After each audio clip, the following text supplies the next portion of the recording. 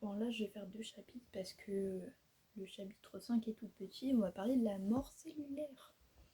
La mort cellulaire, évidemment, toutes tes cellules, elles doivent mourir. Sinon, comment tu veux que ton organisme fonctionne bien? Donc, c'est pour ça que ce chapitre est indispensable. Alors, la mort cellulaire. Alors, t'as 2 types. T'as la nécrose. Ça te fait penser à quelque chose de notre oral d'aujourd'hui, mais c'est pas pareil. En gros, la nécrose, ça va être une mort accidentelle. Donc c'est un dommage tissulaire, en gros tes cellules elles vont éclater. C'est pas programmé. La nécrose, pas programmée. Et on a la lyse par apoptose. Ça, c'est une mort cellulaire qui va être programmée. Donc, comme je l'ai dit, c'est nécessaire pour le fonctionnement de l'organisme. Mais une fois que nos cellules elles sont mortes, donc par la lyse par apoptose, elles vont être phagocytées par des macrophages. En fait, tes cellules, en fait, elles se renouvellent de cette façon. Je trouve ça fascinant. Et le dernier chapitre, voilà, c'est fini, la mort cellulaire. Pas trop compliqué, t'as 2 types. Une qui est prévue, une qui n'est pas prévue. Celle qui n'est pas prévue, moyen, bref. Les parasites sanguins, bon, il y en a énormément, mais on va faire les principaux. On a le plasmodium.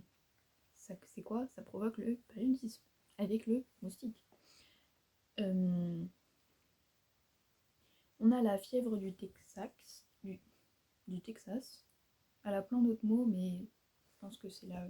Oh non, la pyroplasmose, fièvre du Texas, c'est le même truc. C'est provoqué par une piqûre de tique. Ensuite, on a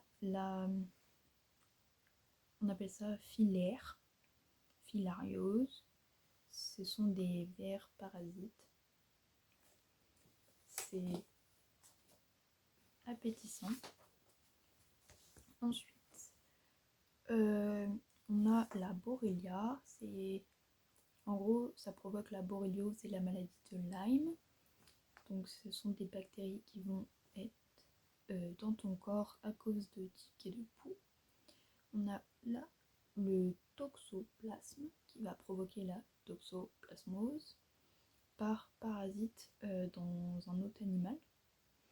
Donc, c'est pas normal que tu aies la toxoplasmose, sauf si tu te fais bouffer par un animal. Ensuite, et enfin, tu as la Bartonella bacilliformis. Donc ça correspond à la maladie de Carion. C'est une bactérie qui va être transmise par un diptère.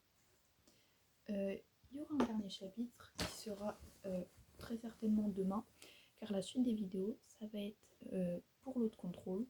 Là, j'ai fait le truc global. Après, il va falloir passer aux formules, aux exercices, aux explications globales. Mais là, j'ai fait le minimum.